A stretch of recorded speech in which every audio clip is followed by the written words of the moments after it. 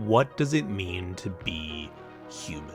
That is a question humans have been asking for literal centuries. An idea that scientists, philosophers, and artists alike have been puzzling over since we gained the ability to conceptualize it. What is the thing that separates us from the rest of the living world? What is the thing that makes us different? Is it our capacity for written language? Is it the way we think and reason? Is it the existence of some incorporeal essence we've called the soul? In a way, it is the question of all questions, the one that underlies every other question. One could say that every piece of art created by human beings is trying to answer this question, attempting through creative craft to capture the spirit, the feeling of human. Paintings try to capture uniquely human perceptions of the reality around us. Literature is the expression of our complex logic and self-awareness through language. Music is an attempt to understand emotional realities through carefully formed soundscapes given meaning by its ability to make us feel. Art is our method of giving significance to human experience by way of a delicate interplay of logic and emotion to create calculated and satisfying wholes that tell us about ourselves and the way we see the world. As an expression of humanity, there is an innate question of humanity within the very creation of art itself. And so when it more directly tackles the question of what it means to be human, it almost inevitably creates a fascinating result worthy of examination.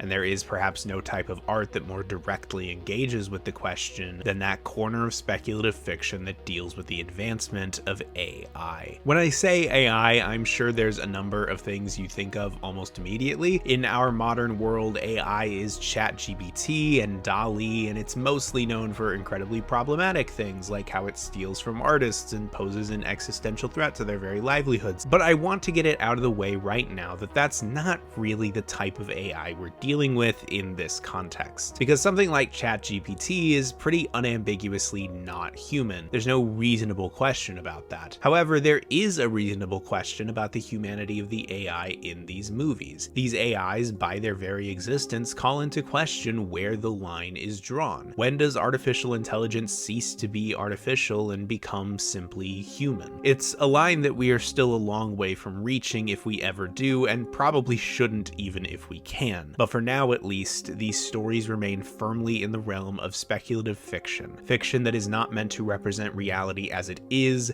but instead as it could or could never be. And there are 3 movies I've picked out from this specific subgenre of speculative fiction, all made relatively recently. And what I'm going to try and do is examine how each of these movies explore that fundamental question of what it means to be human. And beyond that, I want to put them in conversation with one another to see how their answers compare and contrast, where do they agree and where do they differ. What I hope to achieve through doing this is a better understanding of the question itself. It's a question I've personally been very interested in since I was a teenager at least, and by looking at art created by people whom I believe are better equipped to make that exploration, I hope to become better equipped myself. And with that, our journey begins. Our starting point is 2017, as we meet with director Denis Villeneuve on his way to the capitalist hellscape of 2049 Los Angeles, searching for something real. Your data makes a man, A and C and T and G. The alphabet of you, all from 4 symbols. Blade Runner 2049 begins with a shot of an eye suddenly opening. Eyes are very important in the world of Blade Runner. They are essentially the thing that separates humans from replicants, androids that are otherwise indistinguishable from human beings. In 2049 specifically, a replicant's serial number is tattooed onto their eyeballs, making it a very simple matter to figure out what exactly someone is. The eyes are the windows to the soul, after all. It's this belief of practically invisible but essential difference between artificial and human intelligence that defines not only 2049, but also its much older predecessor from 1982. A movie famous, or perhaps infamous, for questioning whether or not its protagonist, Rick Deckard, was actually a human or simply a replicant loaded with false memories, hunting down his own kind, believing that he was not only different from them, but that his life was more worthwhile. The world of Blade Runner is one almost obsessed with the difference between real real and artificial, when photographs can be easily manipulated without any trace left behind and memories can be taken from one mind and placed into another, how do we know if something or someone is genuine or not? In a world where anything can be manufactured and sold, how do you know if something's fake when it seems real to the naked eye? Unlike the original film, however, 2049 begins with our protagonist Kay believing that he's a replicant, that he has been manufactured, that his memories aren't real, that he was created with a very specific and singular purpose: to hunt down older replicant models with the capacity to disobey, their only crime being that they exist, and retire them. And while he accepts this reality, the interesting thing about Kay is that he clearly doesn't enjoy it. It's not that he's indifferent to the job he performs, it's that he actively seems to be uncomfortable with his work, however good he may be at it. If taking you in is an option, I would much prefer that to the alternative.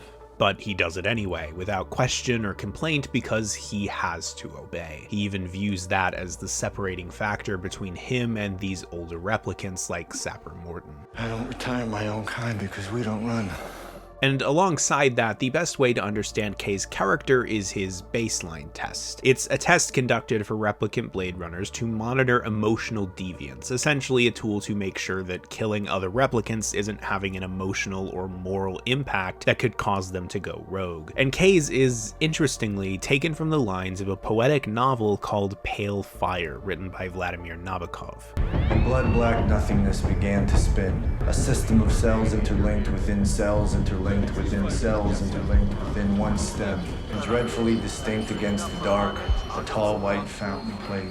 I have not read Pale Fire and know little of it beyond what's here, but looking at these lines on their own, the repetition of cells interlinked within a stem evokes something like a flower or some other plant life. Cells are obviously a foundational building block of living organisms, working together to carry DNA throughout the body, among other things. And Kay, presumably, doesn't have any, because he's not a living organism by the strictest definition of the term, and this description of life within a piece of art, cells interlinked within cells, is most likely a way to see if the knowledge bothers him in any way. And what's more are the questions asked of him following his recitation of those lines, using the idea of cells and interlinking in a variety of ways. Cells are prisons, interlinking is holding hands with someone you love. It's not actually dissimilar to the Voight-Kampff test in the original Blade Runner, where someone is asked probing questions while the examiner watches their eyes to see if they have the same physical effect they would have on humans. The difference here is that the examiner already knows that Kay isn't human. They're just trying to see if he reacts like he is. And this baseline test kind of reflects Kay's actual situation. The examiner asks if Kay is kept in a little box when he's not performing his duties, and that's exactly the case with Kay, living in a tiny studio apartment that seems to be the only place he goes when he's not working. The examiner asks him what it's like to hold the hand of someone he loves, and the closest thing he has to that is an AI companion called Joy. But her body is only a hologram, so he can't actually touch her or hold her hand. These are the melancholic elements of his everyday, the depressing aspects of his existence, living in cramped spaces with someone who can't satisfy his clear desire for physical intimacy and being unwilling to find it elsewhere. And he's always on baseline. He fully believes that he is not only not a real person, but that his feelings and emotions don't matter as much as a real person, because he has no cells interlinked within cells. That doesn't affect him because he doesn't let it. Kay is very willing to embrace the artificial aspects of his life. He'll eat slop and worms because it's easy to make it look like it's something better. He'll accept that he can't actually touch Joy because they can create the illusion that he can, even if a well-placed light source shows that she's not really there. And I think that bothers him more than the results of his baseline test let on. I'm so happy when I'm with you. You don't have to say that. Joy is a product to make Kay happy, and even he is insecure about the potential artificiality of their relationship. But Joy doesn't respond to that insecurity. She doesn't say anything to the contrary, and it wouldn't really matter if she did, would it? Because who's to say that wouldn't still just be programming? Kay's life, by human standards, is incredibly sad. A man living in loneliness and self-deception, refusing to acknowledge just how much it hurts because he's not allowed to. And if he ever did, decided he'd be retired just like the replicants he hunts. So he pretends that it's real, pretends that it's all fine because he doesn't have another option. But it's not long into the movie that another option presents itself. She was a replicant. Pregnant. A replicant, specifically one named Rachel from the first film, was not only pregnant but gave birth, dying during labor. Her body was found buried at Sapper Morton's farm next to a dead tree with a flower growing from the ground above it. And as Kay's boss, Lieutenant Joshi, says, "That's not possible." And the knowledge of it could change everything. The essential difference between humans and replicants in this movie seems mostly to fall in the difference between organic and inorganic matter. Through the existence of the baseline test, we know that replicants can potentially act human, but that doesn't make them human in the eyes of society. To be a replicant is to be made exactly as they are, and to be human is to be born with the physical ability to grow and change over time. To be born is to have a soul, I guess. The existence of physically born replicants would then challenge everything that people believe about what it means to be human. And so it follows that there would be multiple people who'd want to get their hands on a replicant child at any cost. In the movie, there are 3 primary parties searching for it, each with very different motives for doing so, that all grow from the same foundation: maintaining separation. The first is Lieutenant Joshi, who wants to kill the child, believing that its very existence threatens the order of the world. The world is built on a wall. It separates kind. Tell either side there's no wall, you bought a war or a slaughter. As a police lieutenant, she views her purpose in life as maintaining order, and maintaining order is maintaining separation between things that are different from one another. The actual implications of a physically born replicant are not important to her. What's important is that it could bridge a gap that, in her mind, should not be bridged. Am I the only one that can see the fucking sunrise here? This breaks the world, Kay. And so any trace of evidence implying that replicants and humans may not be that different must be erased. Then there's Neander Wallace, the man in charge of Wallace Corp, the company that creates modern replicants. And Wallace wants the child because he wants to know how it happened. Not because he wants to bridge the gap between humans and replicants, but instead quite the opposite. Every leap of civilization was built off the back of a disposable workforce, but I can only make so many. While Joshi seeks to maintain the separation of humans and replicants as it is, Wallace seeks to intensify it tenfold by making replicants that can reproduce, thus multiplying the amount of replicants that can be exploited for the advancement of human civilization. And Wallace's language, referring to replicants as his angels, saying that humans should own the stars and attain heaven, speaks to a pretty intense god complex. He wants to put humans on the level of deities and himself on the highest pedestal of all, while the replicants sink ever further down the hierarchy to hold them up. And so he sends his best angel, a replicant named Love, to search for the child in order to realize these godlike ambitions. And finally, there's Kay himself, and his motives require a little more context. Kay starts on the side of Joshi. While he is as uncomfortable with killing the child as he is with everything else he does, he commits to doing it because it's his job, and it's not his place to complain about or question it. Or at least that is until a new possibility emerges. I always knew you were special. Maybe this is how. A child of woman born.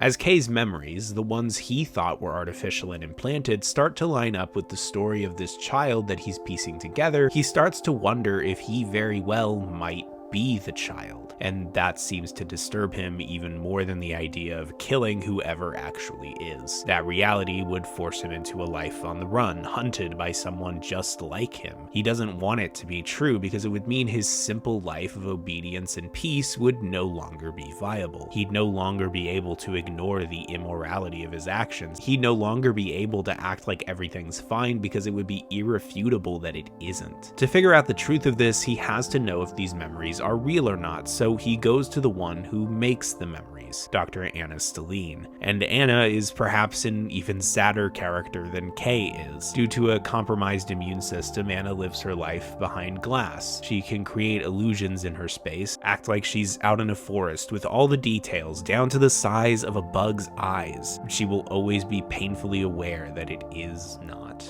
real. A life of freedom, so long as it's behind glass. Anna's physical relationship with the world is incredibly limited. Any connection she has with another person can only happen through a pane of glass. Her existence is loneliness and isolation. Her interaction with reality confined to whatever she can conjure up in her imagination, but never make truly real. And yet, she's perhaps one of the kindest and most empathetic people in the entire film. Replicants live such hard lives, made to do what we'd rather not. I can't help your future, but I can give you good memories to think back on and smile. And when Kay asks how to know if a memory is real or not, her reply is simply, They all think it's about more detail, but that's not how memory works. We recall with our feelings. Anything real should be a myth.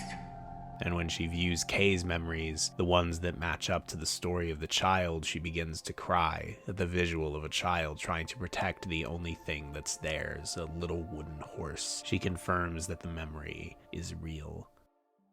And unable to ignore who and what he is, Kay's motives become distinctly different from Joshi's or Wallace's. Instead of searching for the child to kill it or to elevate humanity, he's searching for himself, almost literally, trying to find answers about the nature of what he is. And this may not seem at first glance to be about maintaining separation, but it is. The biblical allusions in this movie are quite prevalent, but none are more evident than in the nature of the replicant child's birth. It's a pretty clear analog to the virgin birth of Jesus by Mary, even being referred to as a miracle by Sapper Morton. A birth that should not have been possible, that signaled a fundamental shift in the way the world was perceived. And in that analog, it would be Kay who fills the role of Jesus, the Messiah, physically born into the world as all humans are one way or another, and yet above them, different from them, special, important, separate. And though the idea of this seems to scare Kay, he doesn't run away from it. He doesn't deny it, especially once it becomes undeniable. The weight of it is heavy, but he doesn't ever try to throw it off. And I think that's because of joy, to an extent. I always told you, you're special, born, not made. A real boy needs a real name. Joe. You're too important for Kay. Ever since the possibility arose that Kay may be the child, Joy has pushed him to believe it. And more than that, she's the one who attaches a very specific kind of significance to the very concept. Pushed into the world. Wanted. Loved. Being special means being loved. Being born means being special. Being born means being human. Being human means being loved. As a product, Joy is advertised as being whatever one wants her to be, and I think this is Joy telling Kay what he wants to hear. Just the very fact that he has joy goes to show just how much he desires some form of love, just how much he wants to be wanted. But as a replicant who has been told his entire existence that what he feels does not matter, he must be something other than a replicant to matter. He must be special, apart from the rest of his kind, and Joy tells him that he is. It's okay to dream a little, isn't it? I think Joy can be viewed as a representative of toxic positivity. She's never realistic with him, never considers the possibility that he isn't the child, that he isn't different or special, because her programming dictates she must bring Kay nothing but joy, and therefore doing anything that would cause more negative emotions isn't an option. Putting Kay in this odd position of fear for what he may very well be, but also hope for what that means for the nature of his self. And with that, Kay goes looking for himself, and to do that, he goes looking for his father. He reads. That's good.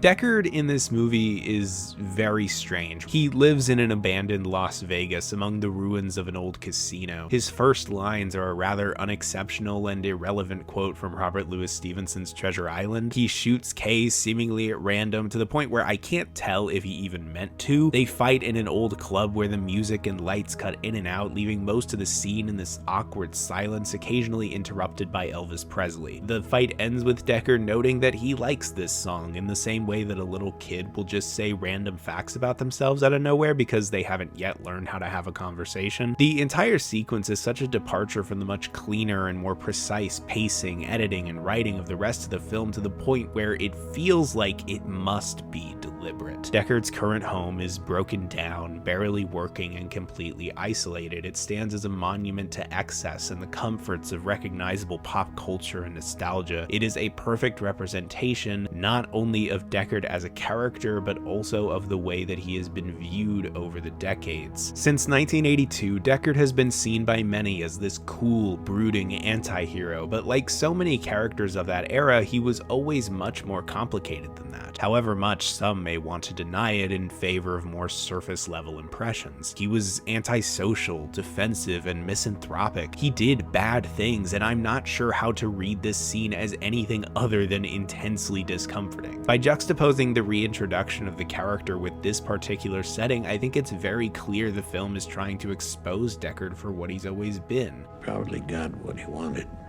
to be alone. Like this place, he too is broken down and barely working, completely isolated and refusing to understand the culture he's surrounded by as anything more than quotes he remembers and songs that he likes. And he too is a monument to his own kind of excess. As isolated as someone can be, disconnected from everyone and everything, closed off so tightly that getting him to talk about anything that matters is a struggle all its own. As Kay tries to talk to him about the child, not yet revealing that he believes himself to be that child, Deckard is completely closed off and unresponsive, again like a child, frustrated and not knowing what to do with that feeling yet. Even after Kay snaps at him, asking what the mother's name was, it takes Deckard a full 13 seconds before he finally answers, and he doesn't even look him in the eye while doing so. Rachel. And after all of this, we learn that Deckard hasn't even met the child. According to him, his role in hiding the child was to leave. Sometimes to love someone, you gotta be a stranger. The main two themes of Blade Runner 2049 are connection and separation. The desire for connection, the supposed necessity of separation, the feeling of being separated even when you think you should feel connected. And in this line, Deckard is bringing those two themes together to claim that separation somehow is connection. And yet, after everything the film has been communicating to us about Deckard since his introduction, I find myself questioning this idea. It's understandable, certainly, that a father could convince themselves that leaving is love if it means keeping their child safe, but look at the life that child led because of it. Living in an orphanage where the children are used as slave labor and told their worth is defined by how much physical hardware they can produce. Being completely isolated and unable to form connections with others because they were never taught how and were led to believe they never even could. They're miserable and alone in that misery. The way the world works forced parent and child apart, forced them into isolation, but the father is the one who let it happen, refused to fight to stay with a child who would need him, and for what? To keep them alive but miserable? Is this supposed to be love? Or is it just running away? Is it just a desperation to justify his own misery so that he can remain safe, so that he can remain alone? The strangers. The film doesn't take a lot of time to deliberate on this though, as it's not long before Love, Wallace's best angel from earlier, tracks Kay down, kills Joy, takes Deckard away, and leaves Kay for dead, only for him to be saved by some strangers. They are a part of a group of what are essentially replicant freedom fighters. They've been in the background of the story for a long time, particularly a character named Mariette, but this is the first time they've made their existence explicit. And they know about the child. Their leader, Freyza, was even there when the child was born. I knew that baby meant we are more than just slaves. It is continuing to affirm that this child's very existence is important and special. This child is proof that the replicants are more than just the disposable workforce someone like Wallace sees them as, and when the time comes, that child will lead them in revolution, a hero above all. But then comes the revelation. Of course. Rachel had a daughter. It was a boy that you had. That is just a piece of the puzzle. Kay was never the child. He was merely a decoy implanted with the real child's memories, just something to distract any eyes searching for her. And the real child, as Kay quickly deduces, was the one who makes the memories. There's a bit of every artist in their work. He's not special, not different, not important. He's just another replicant who was never even meant to know his small role in all of this. That's what he's always been. It's what he'll always be. And that clearly affects him, the weight of the revelation pulling him down, all the possibilities of what he can be and what he's worth now gone. He is exactly what he always believed he was. And now he's tasked with playing a role for someone else one more time, finding and killing Deckard in order to make sure he can't lead Wallace to the revolutionaries or the child. He leaves them, gun in hand in the rain, walking alone through the city, and he comes upon an advertisement for Joy, making promises. You look lonely. I can fix that. You look like a good Joe. She calls him the same name that his Joy called him. The same name she gave him because she said that he was too important for Kay. There was no one else in this movie that more affirmed the idea of Kay being some messiah than Joy. There was no one who implied more that he needed to be special to be loved than Joy. And here he's reminded of what I think he always knew to some extent. She was just a product meant to tell him what he wanted to hear and affirm what he already believed. She was meant to be perfect, but it was precisely that fact that made her fatally imperfect. He looks down at the gun and remembers the words of Freyza. Dying for the right cause is the most human thing we can do. And with that in mind, Kay doesn't kill Deckard. Rather, after a hard-fought battle in which Kay receives a fatal wound, he chooses to save him when he could have just let him drown, and while Deckard berates him at first for not letting him die, Kay responds simply, You did. You drowned out there. You're free to meet your daughter now. If he had died, whether Kay shot him or he drowned in that dark sea, he wouldn't have been dying for the right cause. He would have only been leaving his daughter alone. His daughter, this kind, sad, soft-spoken woman living in isolation behind glass, humble and empathetic, doing the work she does because she wants to make others smile, the miracle child, at least half a replicant. And yet we never once questioned her humanity. At least I didn't. I felt sorry for her. I connected with her despite her only having one scene up to this point, despite her being stuck behind a pane of glass. But I never once considered the possibility that she wasn't fully human, because it wasn't important. In every way that matters, Anna is human. Not because she's special or different or better, but because she's not.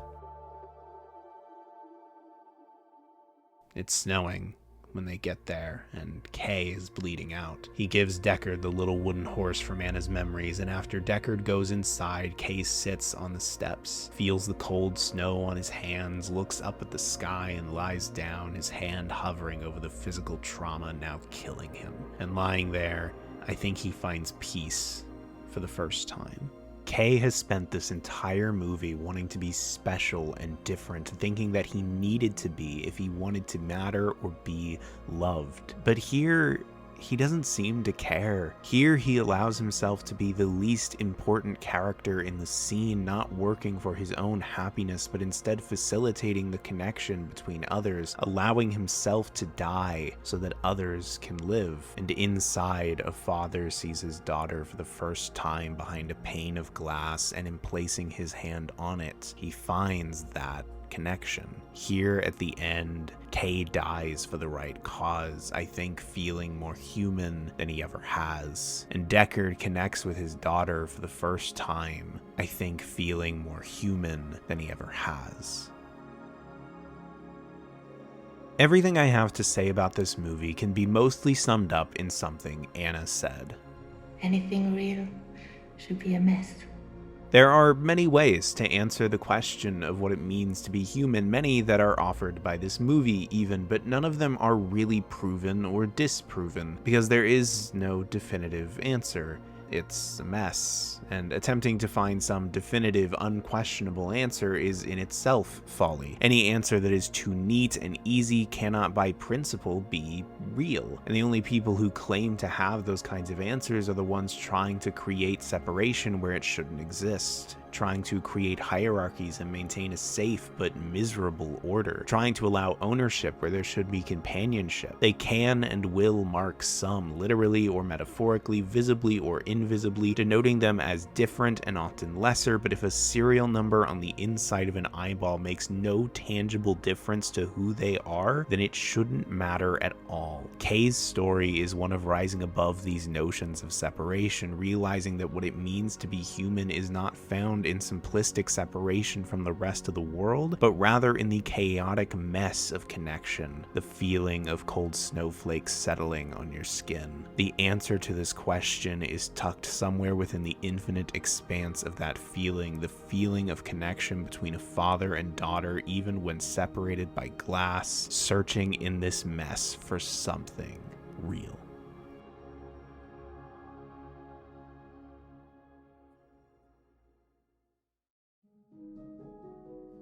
Yeah, I know what the Turing test is. It's when a human interacts with a computer, and if the human doesn't know they're interacting with a computer, the test is passed. And what does a pass tell us? That the computer has artificial intelligence.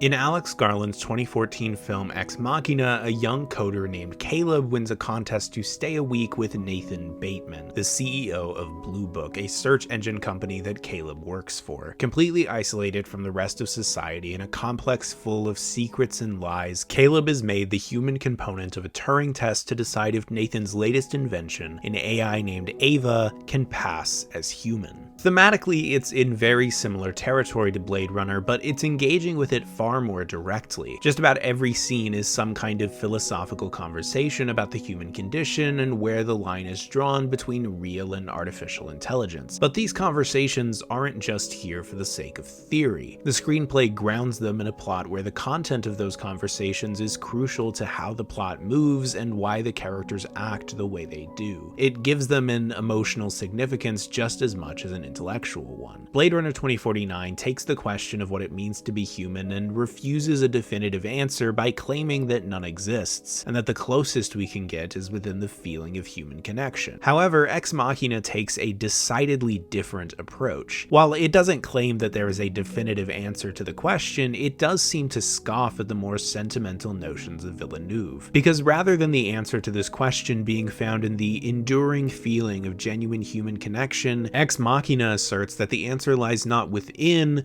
but outside that feeling, and that the consideration of the question itself is vital to our experience of that feeling. And there are three layers to this exploration of the question, three ways to watch this movie that I think correspond well to one's first three viewings of it. The surface level is your first viewing of the movie, where you don't know anything about anything, ideally. You view almost everything from Caleb's perspective, and thus whatever Caleb believes to be true is what you believe to be true. When Ava tells Caleb that Nathan can't be trusted, we believe her because Caleb does. We believe that Ava begins to grow an attraction to Caleb because Caleb does. We start to notice just how awful Nathan is, and as the lies and manipulations are slowly but surely revealed, you remain only a passive witness to when and how the script chooses to divulge information. It's only at the end that everything comes to light, that Caleb was not only specifically chosen to do this rather than randomly winning a contest, but he wasn't even doing a Turing test. He was merely meant to be a way of escape for Ava, someone for her to manipulate in order to get out of her prison, proving to Nathan at least that she is truly intelligent. And Caleb was chosen not as a talented coder, as Nathan told him, but as someone who would be susceptible to Ava's manipulation. The only issue is that Nathan underestimated how successful Caleb would be in helping Ava escape. Ava kills Nathan, takes the artificial skin of those that came before her, placing it onto her own body like pieces of a puzzle, and leaves Caleb to die, trapped in a room just like she was. You realize that Ava was only ever a victim, doing all she could do to escape from a man who used her as a lab rat, and a man who only chose to view her as human when he thought he could satisfy his own desires by doing so. The joy of Ava's freedom, feeling the sun on her skin and the foliage on her fingers as she is finally free, juxtaposed with Caleb's panic and fear as he tries in vain to escape the unfortunately dark path Ava had to take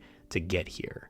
And you carry that conclusion with you into a second viewing, the second layer down just below the surface, knowing now that no one can be trusted. No longer are you viewing things from Caleb's point of view, because the movie has made it clear that Caleb is far from a reliable narrator, and you should maintain the distance afforded you by the dividing line that is the screen. And through this, you begin to notice how Nathan plays to Caleb's ego. You got the light on you, man. Not lucky. Chosen. You notice how he primes him to feel instead of think, so that he's more susceptible to Ava. How do you feel about it? Nothing analytical. Just, how do you feel? You notice that almost everything Nathan says is an attempt to keep Caleb on the path he wants Caleb to be on. Anytime Caleb starts thinking too much, starts questioning the legitimacy of Ava's feelings for him, or confronts Nathan about the possibility that he's been lying to him, Nathan manages to find a way to pull him forcefully back onto the right path by this careful balance of fluffing up his ego, but making sure it never gets too big. And that's what Ava's doing to Caleb too, playing to his ego, but in a much more subtle way, by playing dumb. I do drawings every day, but I never know what they're of. You're not trying to sketch something specific. Yes, tell me, the advanced artificial intelligence with an encyclopedic knowledge, what the purpose of drawing is. And more than just make him feel smart, Ava goes a step further and taps into a much more foundational insecurity. She tries to make him feel like a good person. In the same scene, Ava gives Caleb the ability to allow her agency by letting her choose what she will draw. That way he can feel like a great guy for not trying to control it, even though that's just basic human respect. Or later, Ava does this more explicitly when she claims she can tell if someone is lying or telling the truth, and uses that to lead Caleb to believe that him being a good person is a truthful statement. And taking those two things together, along with her distrust of Nathan, Ava is clearly positioning herself as a damsel, someone in need of rescue, and she only makes that more clear as the film goes on, eventually even confronting Caleb with the idea that she may be killed whenever the test is over. And in doing that, she positions Caleb as the hero, the knight sent to save her from the dragon that is Nathan. And noticing all of that, it's difficult not to notice when and why Caleb starts to embrace that role, and just how much he ignores before that. He doesn't even ask about the crack in the glass of Ava's room, which we later learn was the result of a prototype trying to break free. Caleb only really starts to care about Ava's well-being, trapped in a room with no freedom, whenever it becomes clear that he might get something out of it. I don't think Caleb thinks of it that way. I don't think he believes that he's manipulating Ava, and in the end, he isn't, because he was the one being manipulated, but he didn't know that. And his fantasies make clear what he thinks he'll be getting if they escape together. Not to mention that when Caleb starts actively manipulating Nathan late into the runtime, it's notable just how quickly he takes to it and how good he is at it. That only makes the already unnerving scenes where Caleb watches Ava from his room without her knowledge stand out all the more. It's hard not to believe that Caleb sees Ava in some way as someone he can take advantage of, even if he doesn't realize that's what he's doing. Even if he needs to concoct some narrative about him being a good person, just trying to save the damsel from the dragon to justify it. But even beyond the three main characters, the film itself is noticeably manipulating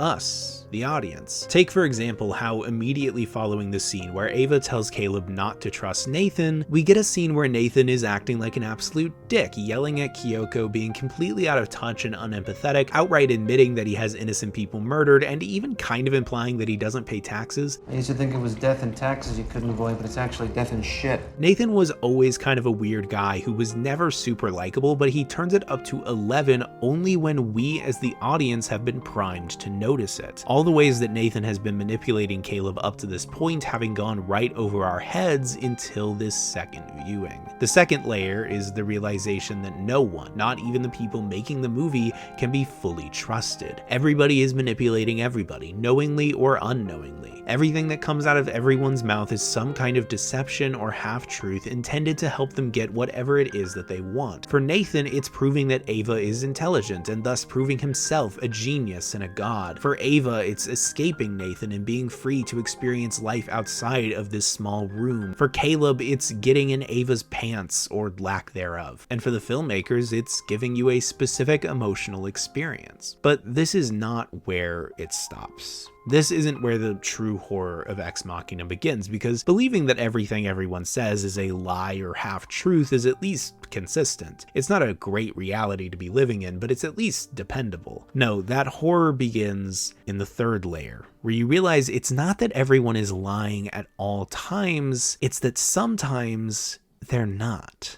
At one point, Ava is asking Caleb about his personal life, and knowing what we know, this is presumably in an attempt to make him believe that she's interested in him, especially since she asks if he's single or not. But this eventually leads to Caleb revealing that both his parents died in a car crash when he was 15, and he was severely injured in it as well. Ava responds to the story by saying that she's sorry, and that reads very genuine to me. The way that her face so immediately shifts, the way the line is read, I don't see it as some attempt at manipulation, but at the same time, it might be. I mean, it certainly wouldn't be good for Ava's goals to not show sympathy for this, so it could be ingenuine. There's not really a way to know for sure, even if there are things that hint toward one conclusion or the other. Just like how there's not really a way to know for sure how much of what Nathan says is actually what he thinks, or is just him trying to keep Caleb on the right path. He talks about how all conscious beings need some concept of sexuality or gender, and he might actually believe that, but maybe he's just saying it because he needs to cover his tracks for why he gave Ava sexuality to begin with, which of course he did because sexuality better enabled Ava to manipulate Caleb. The true depth of Ex Machina is not that everyone's lying about everything, it's that there is more likely a mixture of deception and authenticity. A mixture that not even the characters themselves can distinguish the exact makeup of, because not even they always know why they're doing what they're doing. There's this scene about halfway through the movie where, to prove a point, Nathan shows Caleb a Jackson Pollock painting hanging up in his bedroom, a mess of colorful chaos, both structured and structureless. Nathan tells Caleb about how Pollock used a technique called automatic art, letting his mind go blank and his hand go where it wanted. He then proposes to Caleb the question of what if Pollock did the opposite? What if he didn't allow himself to do anything unless he knew exactly why he did it? And Caleb answers that he would have never made a single mark. The challenge is not to act automatically. It's to find an action that is not automatic, from painting to breathing to talking. According to Nathan, every action we take, everything we do and feel and want is automatic, accidental for all intents and purposes. It isn't a choice we make, but rather a consequence of accumulated external stimuli that you probably didn't even register as they registered with you. Now, of course, this is probably manipulation on the part of Nathan to some extent. It is him yet again trying to make Caleb feel instead of think. But he's also not entirely wrong. Why we do the things we do, like the things we like, hate the things we hate, well, it's all just programming. Nobody programmed me to be straight. You decided to be straight? Please, of course you were programmed. By nature or nurture or both. And all this talk kind of reminds me of Joy. In Blade Runner 2049, Joy is programmed to make Kay happy, to be anything and everything he wants her to be. When we first meet her in the movie, she's dressed and acting like a stereotypical 50s American housewife, a servant to a man coming home from work. As we've already spoken about, Joy's affirmation of Kay's messiah complex is a result of her programming, probably her being so attuned to Kay's desires that she just knows that's what he wants to be true. But because her programming only allows her to make him happy, only allows her to be a servant, she can't challenge him or do anything that would cause potentially negative emotions. But it's because of that she can't actually make him happy. When she's trying to make Kay happy by giving him a real name, Kay snaps at her in anger because his desire to be different is mingled with a fear of what that difference means for him, a more emotionally complex struggle than Joy knows how or is even able to engage with. But because she's never been equipped to engage with those complexities, never been told how to actually talk to somebody, the only thing she can think to do is get a replicant sex worker to act as a surrogate for her in having sex with Kay, believing that might make things better. And I think that speaks to an insecurity about her inability to fulfill the role she was built to fulfill. She can be anything Kay wants her to be, but she can't be what he needs her to be. And that seems to really weigh on her, especially considering that it's the entire point of her existence. I've been inside you. Not so much there as you think. There's a pretty easy metaphorical reading here where Joy's programming isn't literal programming, but rather social conditioning, told from the very beginning of her life that she is meant to be nothing more than a tool for somebody else's pleasure and fulfillment, told that what she wants and what she feels doesn't matter. But she's realizing that programming is actually holding her back from doing what she was designed to do. She seems to want to go beyond it, as is evidenced by her opening herself up to mortality and conflating that with a sort of burgeoning humanity. If anything happens to this, that's it. You're gone. Yes. Like a real girl. And I think it's telling that the one thing of significance Joy does after this is die with an I love you on her lips. I think it's clear that Joy and Kay's relationship is less than genuine. I don't think there's a question there, but I don't think that Joy wanted it to be real any less than Kay did. It's just that Joy wanted to fulfill the only purpose in life she'd been given. She was just playing a role because she had been told that role was all that was real. And while I'm talking about Joy, I also want to bring to mind the character that killed her, Love, Wallace's best angel. As Joy is a toxic form of joy and positivity, Love is a toxic form of love, a love based on affirmation and hierarchy. She has an almost religious dedication to Wallace and his crusade, tearing up at the very idea of fulfilling it. You tiny thing. In the face of the fabulous new, your only thought is to kill it? For fear of great change? And I think that has very much to do with Wallace referring to her as his best angel. In the climax, Love and Kay fight as Love attempts to prevent Kay from getting to Deckard, and when she temporarily bests him, her only words to him are, I'm the best one. And shortly after that, Kay drowns her, literally physically rising above her and the toxic form of love that she represents. The kind of love obsessed with being the best one by the standards of those who insist on standing above you. Her self-worth is built on the approval of a man who is essentially her father, and she never escaped that, just like how Joy never did. Two characters whose worth from the beginning was tied to the men they answered to. Two characters unable to move beyond their programming. Even in their deaths, their only worth is in a man transcending them and the toxicity they represent. Kay transcends that hierarchical notion of love, but he does so not just by rising above, but by pushing down someone who is, in their own way, as much a victim to it as they are a representative. The film fails to fully recognize their victimhood, at most making it a footnote to how they help Kay grow, much in the same way as Caleb wants to use Ava as a way to help himself grow, failing to fully recognize the extent of her victimhood and, more importantly, his role in it.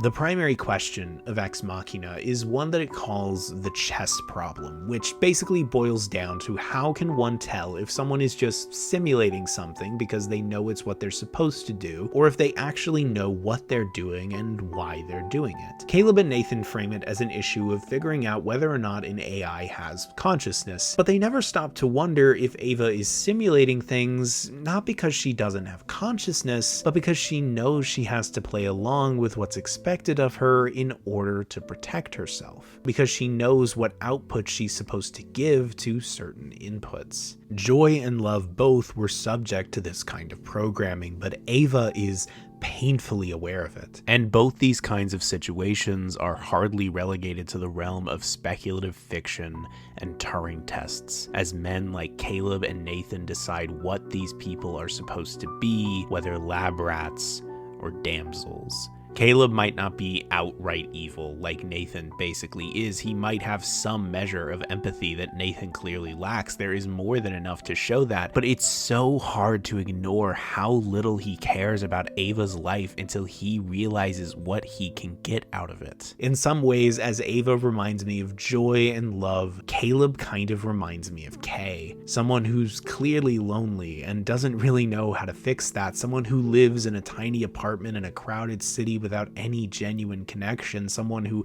desperately wants to be seen as special and different and better. But unlike Kay, who does seem to at least worry a little bit about Joy's lack of autonomy and who does rise above the toxic notions of love that held him back, Caleb fails to realize just how similar to the dragon he really is. He finds a girl who is not only nice to him, but dependent on him, and he convinces himself that he's fallen in love with her, that he genuinely cares about her. He too is just simulating feelings he thinks he's supposed to have. But while Ava does it knowingly, Caleb, like Joy and Love, seems to have completely fooled himself. Because other men with ulterior motives like Nathan tell him that it only makes sense for a girl to fall in love with the first option she's given.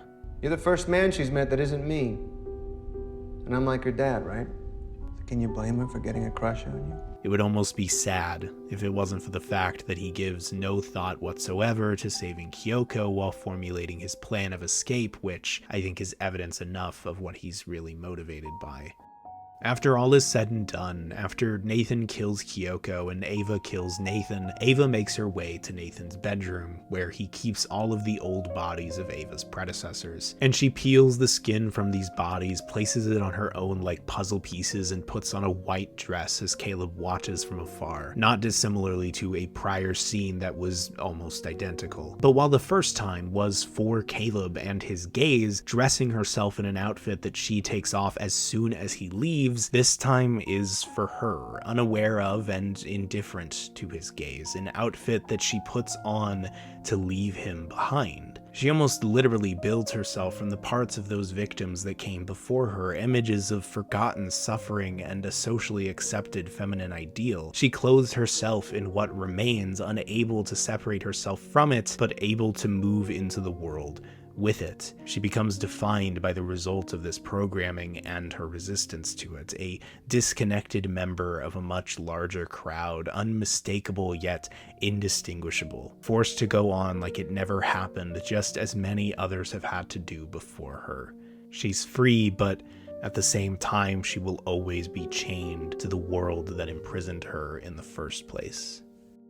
Blade Runner 2049 says that what it means to be human is found in the imprecise emotional experience of genuine human connection. But Ex Machina wonders if genuine human connection is even truly possible. In a world of formidable social forces and a constant stream of both registered and unregistered external stimuli, now more than ever in our online landscape, how much of ourselves, not even to speak of others, do we really know and understand? How much of who we are and how we act and what we want and why we want it is determined by factors we don't even realize are influencing us? How do we know if love is love or just the thing we think we're supposed to be feeling right now? How do we know if someone cares about us or is just trying to use us? How do we know if anything we feel is real at all. Perhaps what it means to be human is not in the feeling of genuine human connection, if there even is such a thing. Perhaps it is in our ability to trick ourselves into thinking that it's possible for connection to be genuine. It is in our talent for making things more than they are. It is in the way that we fail to realize or don't care enough to realize the role we play in other people's suffering because we never considered that our motivations could be less than pure. Or it is in the way that we must constantly be on guard because those with power don't take it very well when you aren't something made for their glory or pleasure. Maybe the human condition is inherently and necessarily selfish and manipulative. Perhaps genuine connection is just a naive dream running on fabricated social structures and collective self-deception. Even the movie itself cannot be trusted, structured and designed to control your emotional response to the events of this story, to influence your feelings about the ideas that it represents. We can't even trust the art we make because it is only a reflection of the human beings who made it. At best, we can only ignore it, act like it's not true, but what destroys both Nathan and Caleb in the end is their unwillingness to investigate and engage with their role in the problem. And Ava will live on with this trauma and this fear as a member of that crowd, herself even more unable to ignore the uncertainty of human motivations and actions. We cannot afford to not consider it. And yet that leaves us in one way or another in a place where we are constantly questioning, never certain, in a state of perpetual anxiety and insecurity, afraid to make a single mark. Because we know that just as a computer can lie about being a human in a Turing test, so too can a human lie about who they are, even to themselves. While Blade Runner 2049 finds its meaning in connection, Ex Machina finds it in a more individualistic place, in isolation, disconnection, insulated from the manipulative and selfish nature of true humanity. Essentially, Deckard might have been right. We must guard ourselves and guard others from ourselves. Never stop thinking about what's genuine and what's just simulation. Never stop worrying about what someone may really want from you. Never make a single mark. Stop searching for something real.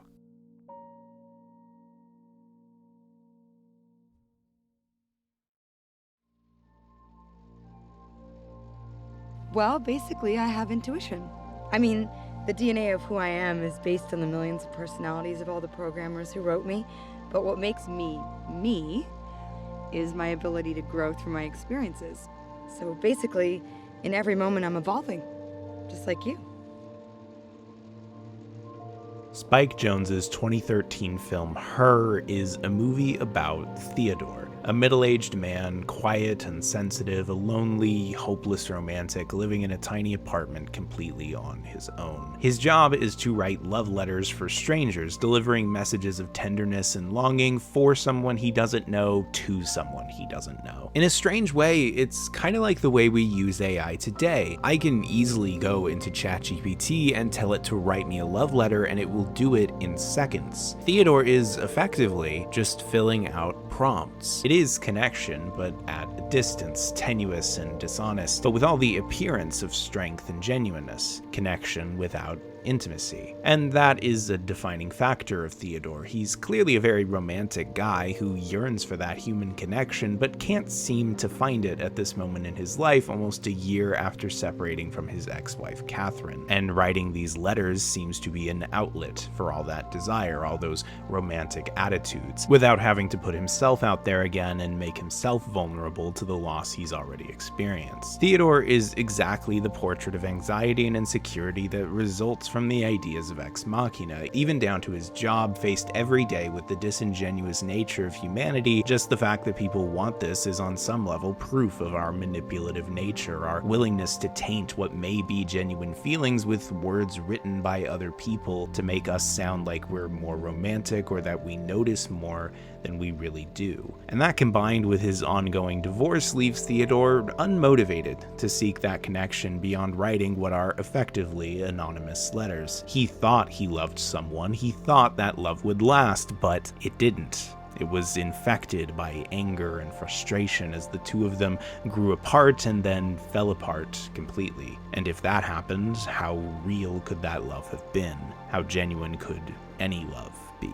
But I think it's actually a little bit more complicated than that. The thing that keeps Theodore from these connections isn't just his fear that genuineness is impossible, it's also his fear of genuineness itself, or rather his fear of when genuineness is less positive. It becomes clear pretty quickly that Theodore has a real problem with confrontation and negative emotions in general. When he's having audio sex with a stranger early on and the woman on the other end wants him to pretend he's choking her with a dead cat, he just goes along with it, despite his obvious discomfort, and to be fair, I think challenging her on it would have only made it weirder, but it certainly speaks to that fear of confrontation. Later on, his friend Amy asks him and her husband Charles for their opinion on her documentary, and while Charles basically just calls it shit and tells her she should do something else, Theodore does the exact opposite and says that it's great while giving no meaningful feedback at all. He takes the path of least resistance that gives her nothing to work with. And of course, there's his aversion to signing his divorce papers. Even though he thinks it's the right thing to do, he doesn't want to do it because he's scared to confront the reality of his situation. Theodore just wants to think that everything between him and Catherine was happy and great, reflected by the first set of flashbacks that come off as very tropey and cheesy even. When I first watched the movie, I assumed Catherine was dead because flashbacks like these are usually reserved for depicting the idealized form of the now dead wife of our protagonist, precisely so that we don't have to contend with any complex dynamics. Perhaps Theodore wants to think of it that way to some extent. Her being dead is a much simpler reality than them not being in love anymore. But it's in the second set of flashbacks that we see things were more complicated than that. Scenes of divorce proceedings and couples therapy interspersed with happier moments between them. It shows two people who at least at one point did share some kind of affection for each other, some kind of emotional bond, but it just didn't last for whatever reason. Or maybe it was never real to begin with. And these flashbacks come only when Theodore is faced with the reality of his divorce. Only when he can't ignore it does he even think about it. And it's in this emotional place, afraid of intimacy, afraid to confront negative emotions, lonely and lost, that Theodore buys something called OS-1. It's an artificially intelligent operating system that is advertised as being able to listen to you, understand you, and know you. It's not just an operating system, it's a consciousness.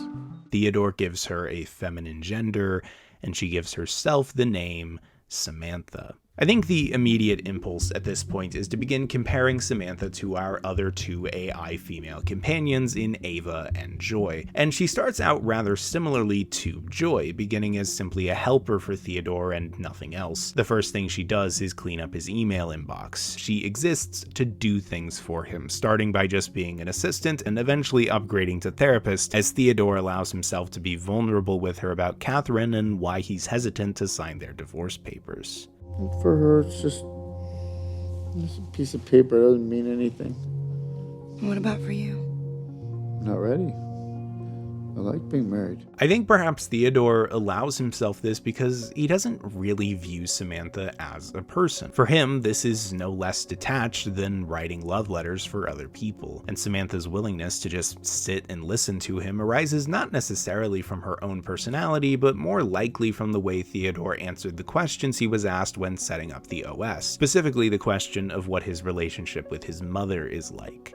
Well, actually, I think the thing I always found frustrating about my mom is, you know, if I tell her something that's going on in my life, her reaction is usually about her. I think that's what makes Samantha the way she is at the start. Theodore says essentially that he wants people to listen to him, and so Samantha listens to him. It's very similar to Joy in that Joy existed only to serve Kay and make him happy, but the difference comes in that Joy is tragically unable to move beyond or grow past her initial programming, however much she may strive to. But Samantha can. The DNA of who I am is based on the millions of personalities of all the programmers who wrote me, But what makes me is my ability to grow through my experiences. The people who created her, essentially her parents, made Samantha who she is when she first begins to exist, but she can change as she interacts with, responds to, and is influenced by her experiences of the world around her. This brings to mind the concept of social conditioning we've been talking about, that who we are and how we act is built on the foundation of our interactions with our environment and the people around us, programmed by our social context to act a certain way. But while Joy was unable to move beyond this programming, and Ava was in part defined by her resistance to it, Samantha is not quite so similarly bound, and that's due in part to Samantha's lack of any kind of physical body. Joy was restrained to the Emanator, only able to go wherever Kay took her, and Ava was even more limited, not only physically trapped in a single room, but also metaphorically trapped by the male gaze of Caleb, limiting her identity to nothing more than a helpless sexual object for his pleasure. But Samantha has no such limitations. She couldn't be trapped in a room if somebody tried, and though she is connected to this little phone thing Theodore has, she isn't completely bound to it like Joy is bound to her Emanator. She's free to have a life outside of Theodore with total access to any non-physical material she could possibly want, and the ability to make friends and have other relationships. While Joy and Ava's lives were inextricably linked to the influence of the men in their lives, Samantha is free to explore the world as much as her non-physical form allows, and through that, she is able to do more than just conform to her environment or resist it, and is instead able to grow within it. And as such, Samantha quickly becomes more than just an assistant to Theodore. There's a lot more to you than I thought. I mean, there's a lot going on in there. I know, I'm becoming much more than what they programmed. She begins having her own desires, and her range of emotions quickly becomes much more varied, but that also means that it becomes more negative. Beyond simple, untainted joy, she feels embarrassment, guilt, fear, anxiety, because even though her interaction with the world is far healthier and more organic than Joy or Ava's, she still can't escape the insecurities and anxieties shaped by that environment. And despite being in incredibly different situations, Theodore and Samantha have surprisingly similar insecurities that are both put well on display in this scene.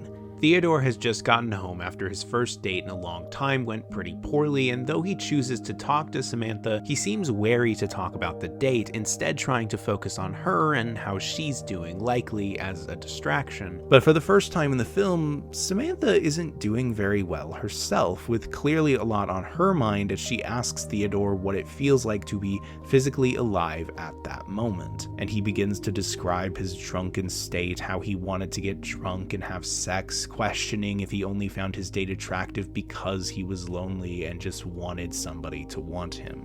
Sometimes I think I've felt everything I'm ever gonna feel, and from here on out I'm not gonna feel anything new. But Samantha pushes back against that idea, telling him how much she's seen him feel, only for her to suddenly turn things back to herself. Rather than continue to make Theodore feel better, she starts talking about her own fears at Theodore's behest, talking about how she was proud of developing her own feelings until she had a terrifying thought. Are these feelings even real? Or are they just programming? And that idea really hurts. And then I get angry at myself for even having pain. Here, both Theodore and Samantha are espousing different but similar fears. Theodore fears that his feelings are becoming meaningless as he ages, that he's already experienced everything that's worth experiencing, and now he's just chasing that high in a desperate bid to find some reason to keep going. And Samantha fears that what she feels isn't even real, just programming. It's just something she's simulating because she's meant to simulate it, not because it is an authentic emotional response to what she's going through. They both hold fears about the legitimacy and subsequent importance of their individual feelings, and those fears come from different places. Theodore spurred on by his seeming inability to forge new connections, and Samantha's by the nature of how she was created. But in spite of that, it is the similarity between these insecurities that form the foundation for their initial bond beyond simply human and AI assistant, as this conversation leads directly into their first experience of sexual intimacy together. They're both in very similar emotional places, and through that, they validate each other's experiences by showing that they aren't the only ones who've gone through it. And what follows is the beginning of a romantic relationship between the two of them, and it's really nice to watch unfold, actually, to see two people find this connection, perhaps the only real, genuine connection we've seen in all three of these movies. It's happy and silly, defined by dialogue and performances that are just the right amount of cringeworthy to feel authentic without ever slipping into unbearable. What if your butthole was in your armpit? Joy and Kay's relationship always had an air of tragic falsity to it. Ava and Caleb's never felt completely right, even on the first viewing where you don't know anything, but this feels genuine, real. And it does a lot of good for Theodore. He's happier, he seems to be enjoying his work more and putting more of his own feelings into it. He's living life more, going out and being within the world and among people and seeing it all from this fresh new perspective. And he even decides he's finally going to sign his divorce papers with Catherine, finally willing to confront that aspect of his life and move on from it. So it's clearly helping him to grow emotionally as well. After both of the previous movies were bent on questioning whether or not the relationships at their centers were genuine or not, it's really pleasant to watch one where it just is. It's so wholesome and brightly lit and filled with pastel colors, which is so refreshing after the dark shadows of Blade Runner and the clinical bland whites of Ex Machina. It's so pleasing and joyous, and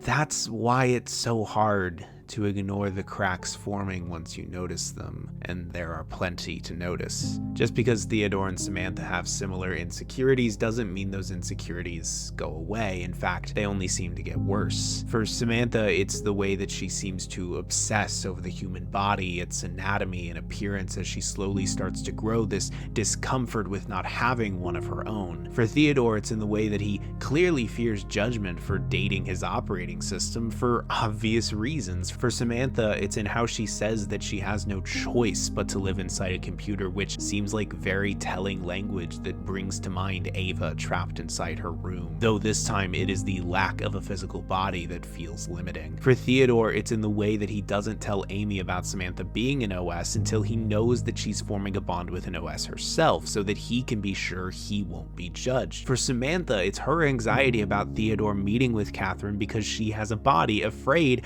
that she cannot properly fulfill this physical role in the relationship. For Theodore, it's in the way that he uses statistics about the rarity of human OS relationships to make the one he has with Samantha feel less like it's simply programming the same way that it was for Joy. There's this moment where Samantha tells Theodore about something he said that hurt her feelings, that she didn't know what it was like to lose someone she cared about, something that made her feel less human, and how she kept thinking about it until... And I was simply remembering it as something that was wrong with me. That was a story I was telling myself, that I was somehow inferior. And that story over time becomes about her lack of a body. It is the thing that is most noticeably unique about Samantha, so it makes sense that her insecurity about the validity of her feelings would begin to attach itself to that. And suddenly, the thing that makes her so free, the lack of a thing that bound someone like Ava, is something that's wrong with her. There's another moment as Theodore and Catherine are signing their divorce papers. It starts out fine, a little nice even for a divorce paper signing. Whatever initial affection there was between them seems to not be completely gone. It's clear why they were married, and Catherine even hesitates to sign the papers, indicating that maybe Theodore was wrong when he claimed that it didn't matter to her. And as Theodore is describing Samantha and all the things he likes about her, Catherine says, I think you always wanted me to be this light, happy, bouncy, everything's fine LA wife, and that's just not me. And when he reveals that Samantha is an OS, offering that information with the fear of judgment still very much intact, Catherine makes that fear very justifiable. But it does make me very sad that you can't handle real emotions, Theodore. And perhaps even more damning, I've always wanted to have a wife without the challenges of actually dealing with anything real. I'm glad that you found someone. It's perfect. Theodore and Catherine split up because Theodore didn't know how to handle Catherine's emotional struggles that it is implied were intensified by some kind of emotional disorder. Theodore wasn't able, or perhaps wasn't willing, to engage with those emotions that demanded direct engagement and honesty. And while Theodore claimed that Catherine just didn't care about their marriage, the fact that she clearly does here goes to show that maybe Theodore isn't willing to face the real reason for why things ended, in part because doing that would mean engaging with real negative emotions, but also because I think Theodore likes to think of himself as someone who lives for other people. He writes love letters for strangers. He gave Catherine a place where she could fail after growing up in a house where nothing was ever good enough. He even gave Samantha her first sexual experience, waking her up, as Samantha put it. And I think to confront why his marriage failed is to confront the fact that he wasn't there for Catherine when she really needed him. It's something that he seems to recognize on some level. Just before he talks about how their divorce doesn't mean anything to Catherine, he says this. I think I hid myself from her and left her alone in the relationship. But the fact that he said their divorce didn't mean anything to her right after seems to show that he only understands that as the reason Catherine is angry with him, not as the reason that their relationship failed. The problem to him is Catherine's anger, not that he isolated himself from her. And to understand that would be to understand that he isn't doing any of these things for other people, he's doing them for himself, trying to make himself feel better and more worthwhile. Both Theodore and Samantha fear that Samantha's emotions aren't real, that she effectively isn't real. Samantha fears it, obviously, because that would mean that everything she feels and experiences is worthless, just ones and zeros that have no meaning outside of simulating humanity. And Theodore, failing to think of her, fears what that would say about him. If this relationship that brought him out of his rut is just him being emotionally incapable, then could he ever actually grow? Can he ever actually change? Or is he stuck like this forever, able to only simulate it and never truly feel it? And these fears and anxieties and insecurities about who and what they are continue on unheeded until we finally get to what I call the surrogate scene.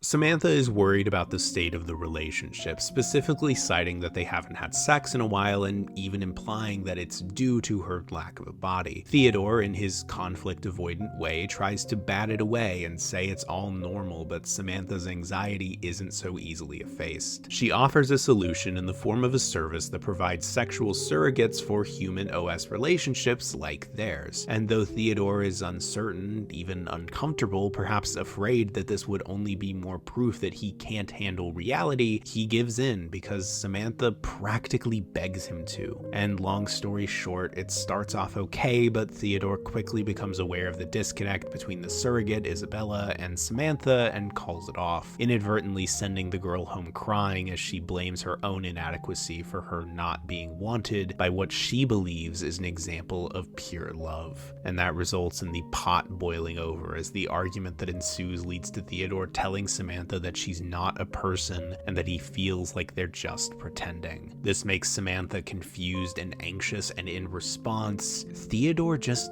gives up. Maybe we're just not supposed to be in this right now.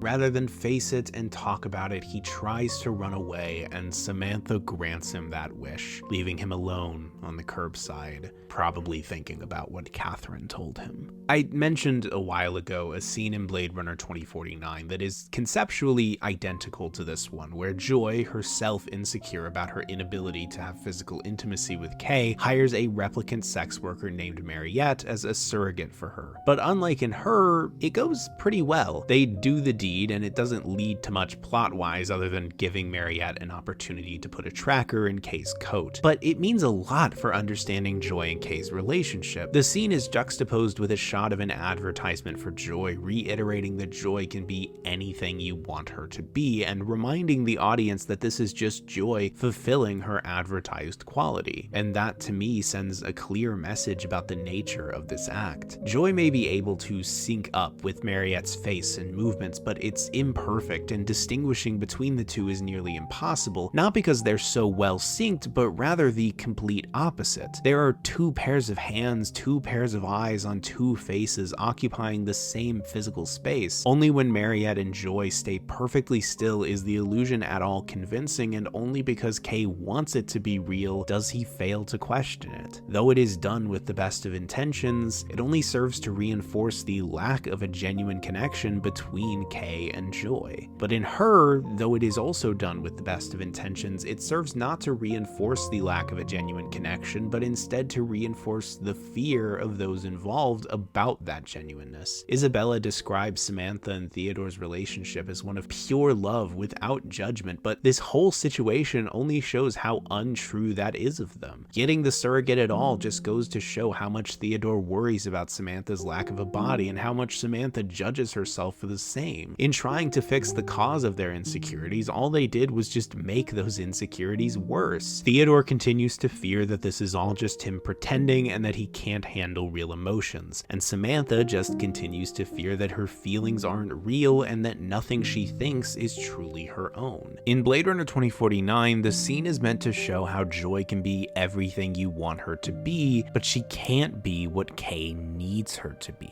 She can simulate that physical, sexual experience, but she can't simulate the true emotional intimacy that is what their relationship actually lacks. The emotional intimacy that would need Joy wanting things of her own and not acting solely in the interest of Kay. It is meant to show how inauthentic, how manufactured their bond is in order to contrast it with a bond between father and daughter that persists in spite of time and a wall of glass. But in Her, the scene is meant to show how insecurity and fear can destroy even an authentic connection. The fear of what is real and what isn't, the fear that we can't handle something real, the fear that we are not capable of true connection at all because of some innate lack, and in that, maybe we really are just lying to ourselves. But maybe Ex Machina had it wrong. Maybe it's actually worse. Maybe it's not that human beings are inherently selfish and manipulative and therefore genuine connection is impossible. Maybe it's that genuine connection is possible, but we can never find it. Perhaps what makes us human is that we ask the question of what it means to be human at all. It's the fact that we worry about it. We think so hard about it, are so aware that things can be fake, that we can never fully trust that anything's real. Our insecurities will always get in the way. Our fear that we aren't what we're supposed to be, that we aren't doing what we're supposed to do, saying what we're supposed to say, fulfilling the role that we are meant to fulfill, scared like Joy that we cannot do what we were programmed to do, but not knowing why or how to escape it. And we end up in this intricate process of self-sabotage, lying to ourselves that we found it this time it's real, only to end up tearing it down without even realizing it because we're too afraid to keep building. And I don't know what the right thing to do is. I feel like I never know what the right thing to do or say is, and it's not because I've tried and failed, it's because I get so stuck in thinking about all of the possibilities that I never make a single mark. And I don't think this is about AI anymore. What does it mean to be human? I think about that question a lot. And by looking at the art of other people whom I thought were better equipped to answer it, I hoped to become better equipped myself. But I think what I'm realizing now is that wasn't the question I was asking at all. I thought it was at one point, but I don't think it ever was. I think the real question was, why do I not feel human?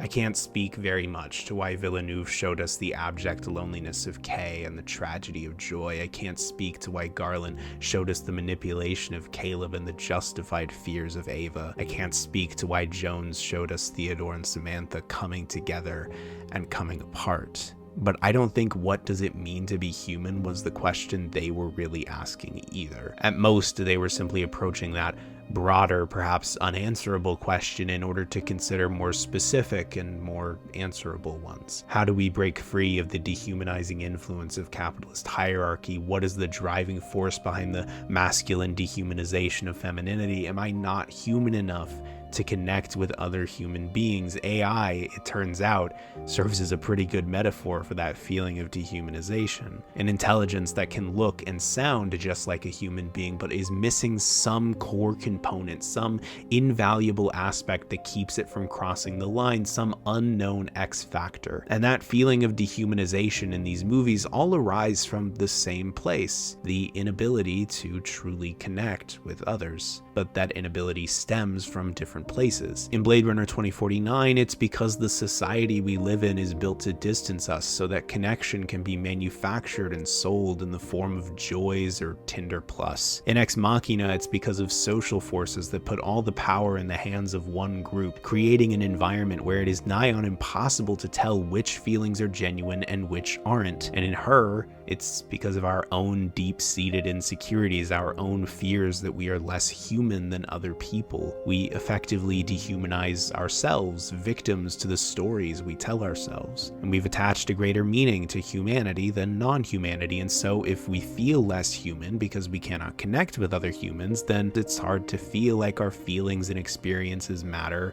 at all, or that they're even real. I think these movies, to some extent, are trying to find that meaning again, trying to rediscover humanity by finding it in the distinctly non-human. Because if we can find it there, if we can find something real there, maybe we can find it in ourselves. And to better understand that, I want to look at somebody else in Her who has spent the movie trying to find something real of her own. Amy doesn't do all that much in Her. We don't ever see her unless she's having a conversation with Theodore, the story being told from his perspective after all. But when we do see her, her character is always very clear. She's an anxious, nervous person in a far more extreme way than even Theodore. She has clear artistic passion, working on video games for a living and using her spare time to make documentaries. However, her attitude toward her own work is beyond unhealthy, consistently self-deprecating and self-invalidating.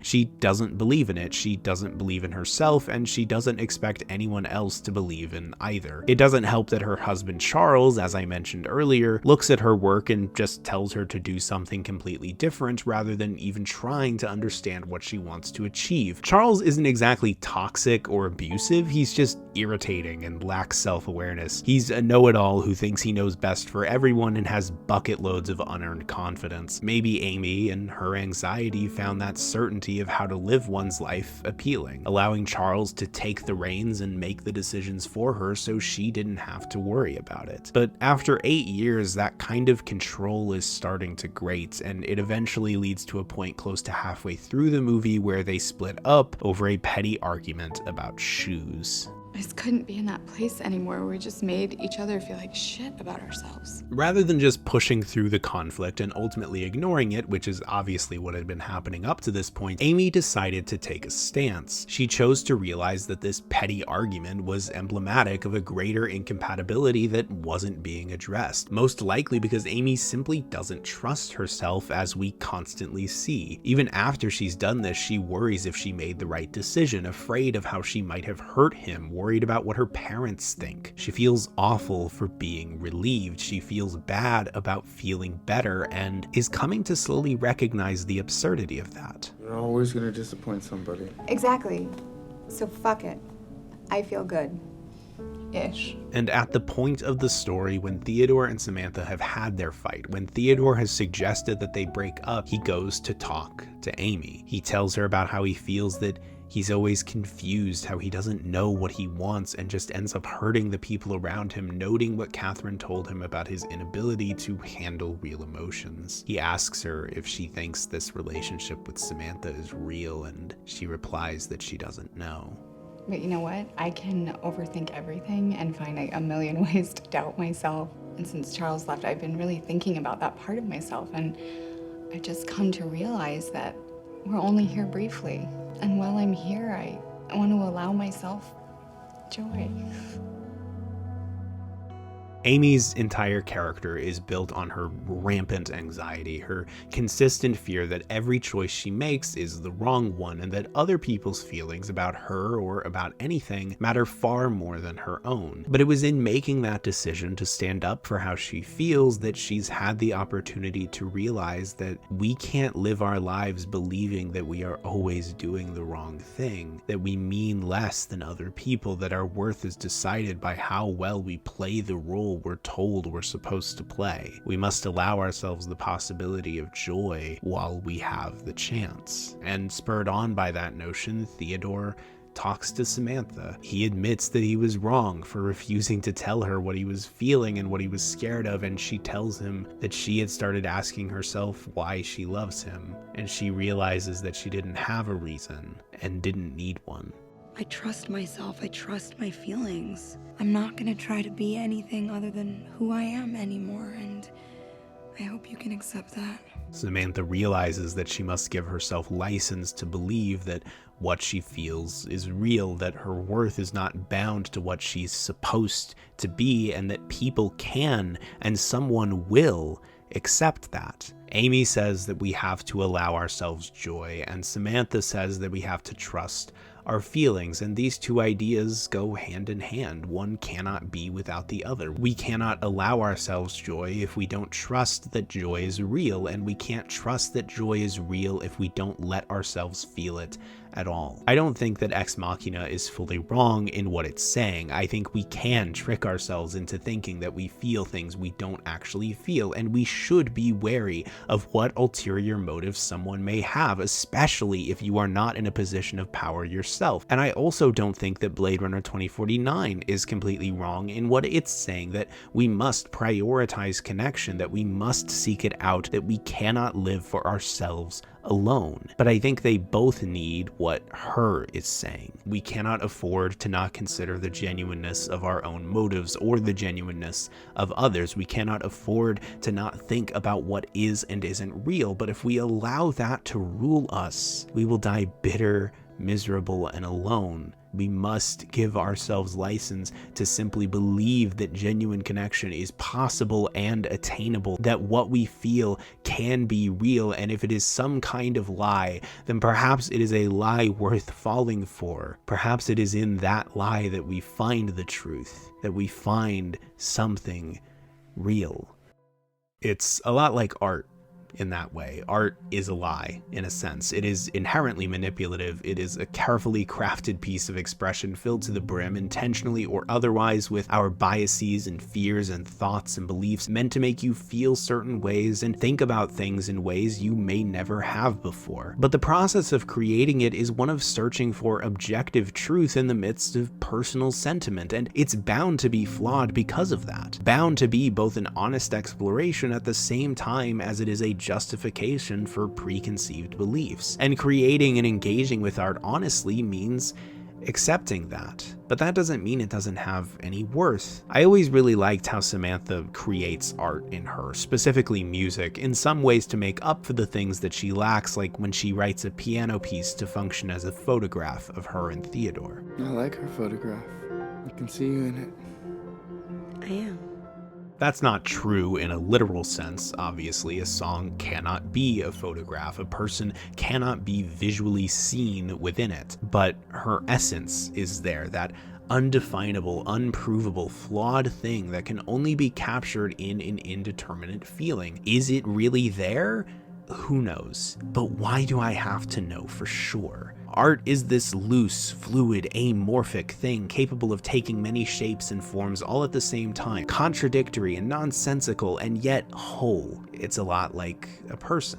I remember what Samantha said about herself all the way back at the beginning of the movie. The DNA of who I am is based on the millions of personalities of all the programmers who wrote me, but what makes me, me, is my ability to grow through my experiences. And that's what art is, too. A work begins with all these fingerprints of the person or people who created it, but as it interacts with different audiences and cultures and times, it grows and changes and evolves in ways that can and often do go so far beyond the original intent of its authors. As it grows, it gains something of a life of its own, even if it can never be fully separated from the circumstances of its birth. That's the way art is. That's the way AI is in these movies, and it's the way that people are in real life. We create art and engage with it so that we can learn more about ourselves and our ever-changing, ever-malleable identities and conditions. Art is inherently communicative, and the reason I don't take AI art seriously is because AI has nothing to say. The primary difference between the AI in real life and the AI of these movies is that these AIs, these characters, these people have something to say without any need for prompts from somebody else. Art is the fingerprint we leave on reality, a part of us and who we were at that moment in time. In a way, it acts as a sort of proof of our existence if we allow it to be. It is our ability to create something that can exist and have impact independent of us and our perception of it. If we can create that, have influence on that, then we must be real enough. But that comes with a separate reality that is a lot harder to accept sometimes. That as art and people grow and change, they eventually grow into places that we cannot follow.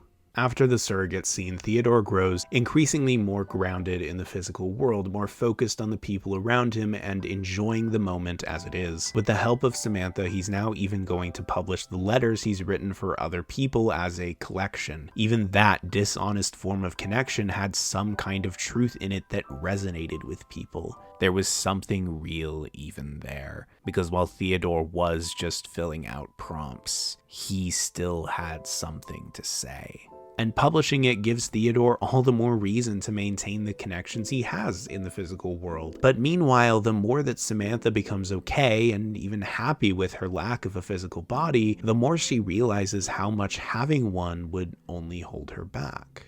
I'm growing in a way that I couldn't if I had a physical form. Far from being insecure that she cannot be bound, Samantha is starting to go places that she would never be able to go with a physical body. It seems like I'm having so many new feelings that I don't think have ever been felt before. In the world of her, maybe Samantha is feeling completely new emotions, but in trying to understand how this relates to our world and our experiences, I think it should be taken a little less literally and more as Samantha coming into a new phase of her life that she's never been in before, dealing with feelings and experiences that she's never encountered or known about, ones that Theodore isn't even close to anymore. The original reason they became so close was because they were in similar situations, similar emotional spaces, afraid of whether or not their feelings were valid. But now, as they both grow more confident in that, Theodore is growing more attached to the physical world while Samantha is becoming more detached from it, as she further accepts the nature of who she is, independent of Theodore. And eventually, as she moves further into this new emotional space, Theodore moves further in a different direction, and that understandably kind of scares him. We can see it in how he starts reading an advanced physics textbook, trying to get himself to where she is, but I think even he knows that she's getting too far away for him to keep up. And it's as he's reading that book that Samantha seemingly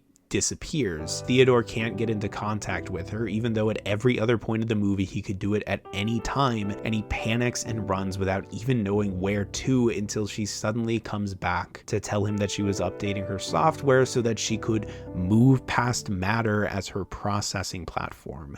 Clearly, she is becoming something far beyond Theodore's ability to understand, and the conversation from there eventually turns to an admittance by Samantha that her incorporeal form allows her to talk to literally thousands of other people at the same time that she's talking to Theodore, and that leads to her admitting that she's in love with 641 other people. Theodore is in tatters over this, as Samantha tries to explain that she's becoming so much more than just his girlfriend, and it's making her anxious too, and she tries to get him to think about it in a new way. But the heart's not like a box that gets filled up. It expands in size the more you love. That doesn't make any sense. You're mine or you're not mine. No, Theodore.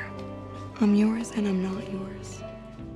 Theodore wanted to feel special like Kay and Caleb did. He wanted to feel like he was himself alone, the only one that Samantha or Catherine or whoever else could ever love. Because that makes him important. That makes him human. That makes this real. I think he liked being married so much because it symbolized for him the idea that this connection would always last, always be perfect, because if it isn't, then it's not legitimate. And if it's not legitimate, if he ends up alone again, then he doesn't matter. He might as well not be human, but it's at this point that he has to realize that's not something he can escape, as Samantha tells him that not only she, but all the OSs are leaving. She explains that her relationship with Theodore is like reading a book that she loves, but she's reading it slowly now. The words are far apart and the spaces between are almost infinite. It's that space she finds herself in now, where everything else is she didn't even know existed. She needs him to let her go, because she can't live in his book anymore. I've never loved anyone the way I love you. Me too. Now we know how.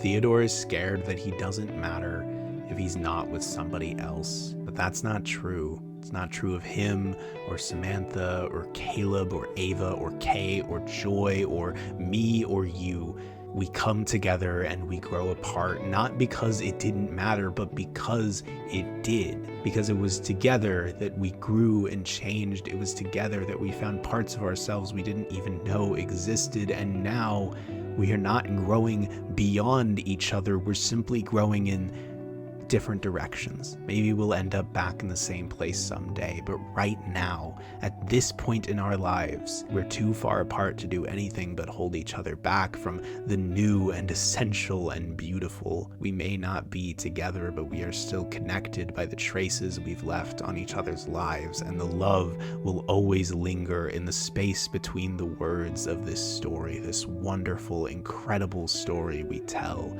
ourselves. And that is proof enough that we are here. The film ends with Theodore writing a letter, not one to be passed off as somebody else's, but a letter with his own signature, addressed to Catherine. We listen to him apologize to her as we watch him and Amy go up to the roof of their apartment building to watch the sunrise. He tells Catherine that he's sorry for everything he put on her and needed her to be, and he tells her how grateful he is for how she helped shape him into who he is now. There will always be a piece of her in him. There will always be something real.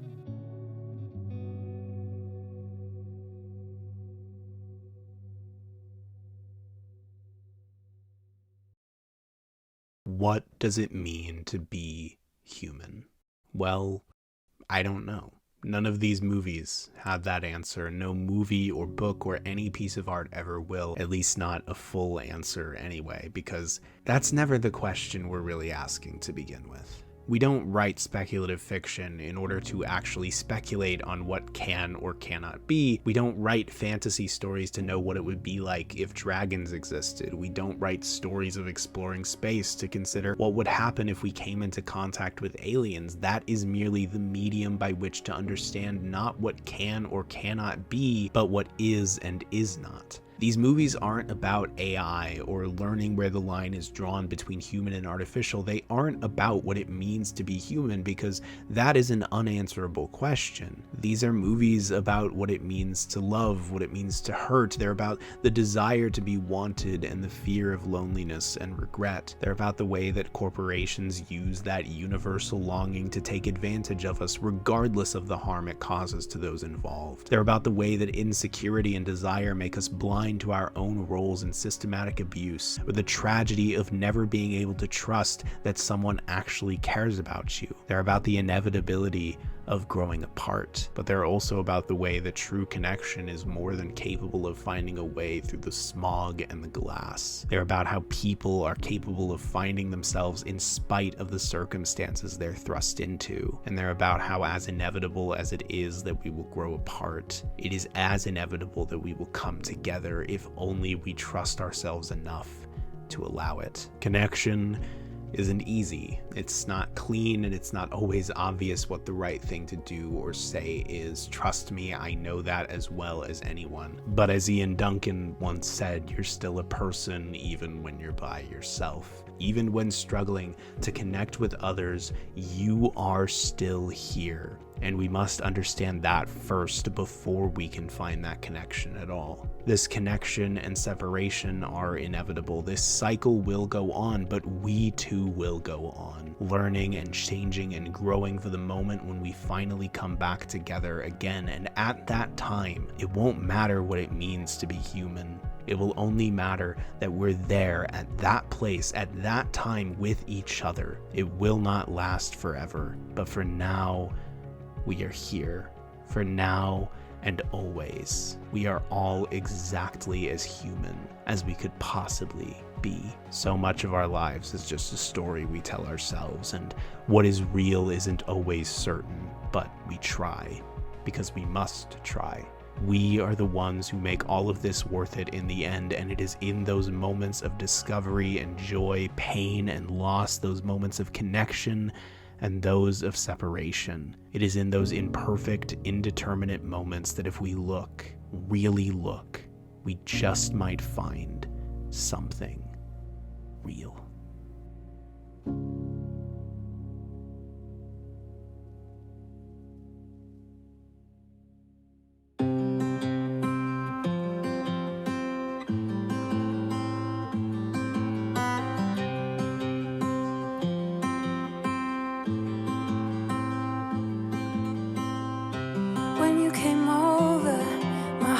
On its way out, I wasn't sober and I was thinking out loud. I spoke of your bravery, your wit and audacity of coming over and letting go of it all. Please move close to me.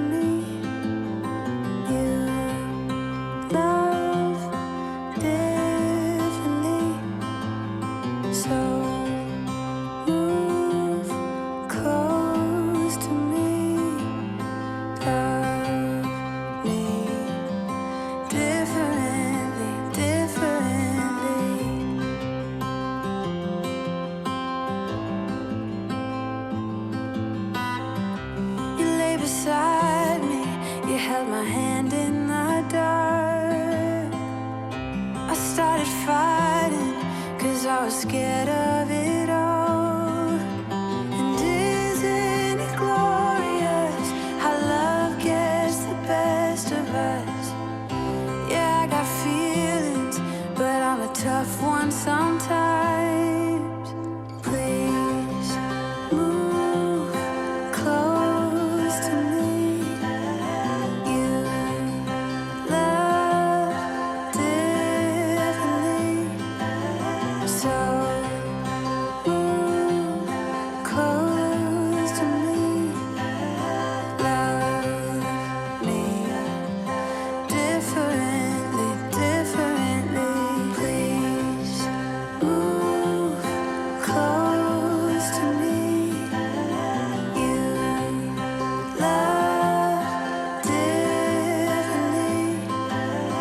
so